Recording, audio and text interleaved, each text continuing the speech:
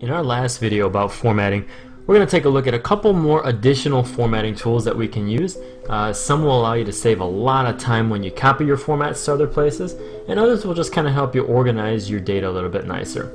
So let's start with what's called your Format Painter, and that's up here on our Home tab. This will save you tons of time when you want to take formatting from one place and then copy it to some other data in another area on your spreadsheet. So just think for a second, if we were to go down here to my southern region in my spreadsheet and try to make it match exactly what I did to my northern region up here with all that formatting, the fills, the shading, the conditional rules, the borders, the bold, italics, underline, all that stuff that we've done in the previous 4 videos, we're going to copy and then paste essentially into the southern region to apply all that formatting.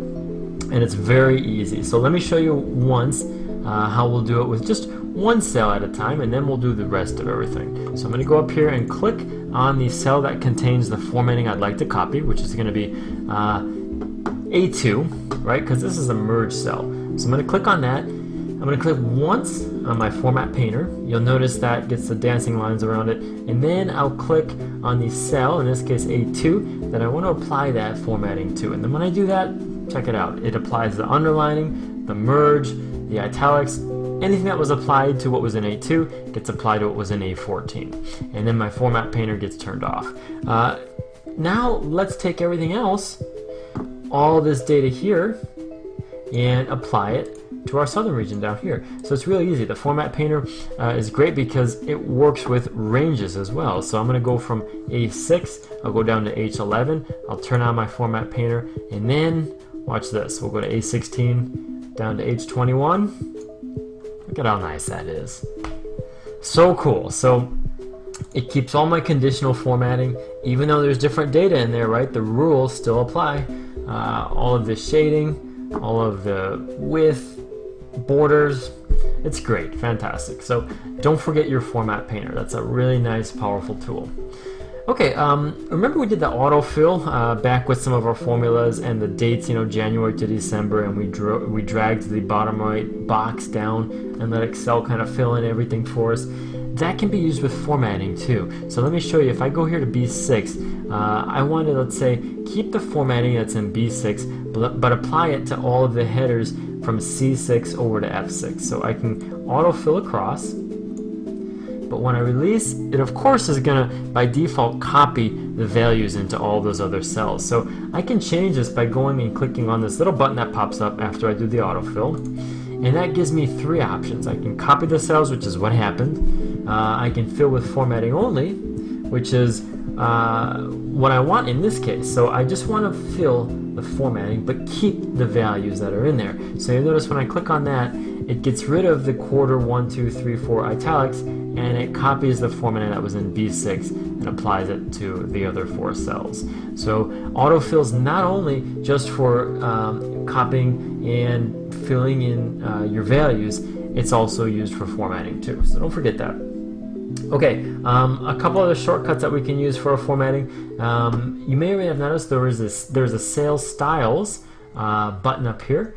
And these are essentially just a bunch of formatting shortcuts. Let me show you how these work. If I want to go up here to my title cell here, A1, and I want to apply a quick, nice looking format, I can click on Cell Styles and look at all these presets that I have to choose from. I can choose from calculation styles. I can go to what's called, this one's called Check Cell, Explanatory. There's all these saved preset formats that are basically just combinations of formatting that looks nice. And I can preview any of these by just kind of hovering over each of these with my mouse, and until I find one that I like. I think I'm going to go with a heading 1. That kind of makes it nice and blue, bold, and it gives me that underline.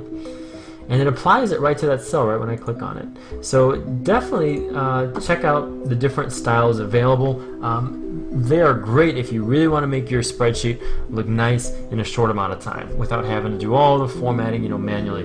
You can just click on some of these cell styles and really get a nice looking spreadsheet. Okay, so Next, the last kind of formatting tool we're going to look at is what happens when you can format your spreadsheet as a table.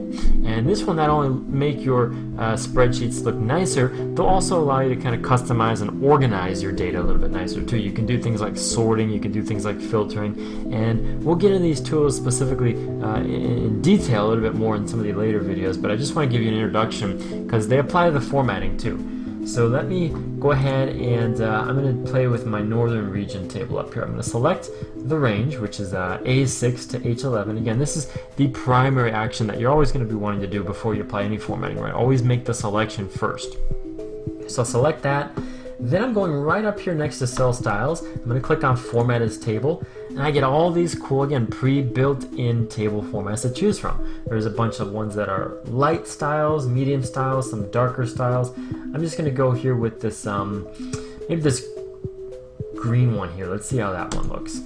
Okay, it's going to confirm the range of my table that I want to format, and indeed it is A6 to H11. Also notice this, my table has headers checkbox, and this is important because if this is checked, that means it's not going to apply any sorting or filtering to the first row of this table because it will count that row as the header.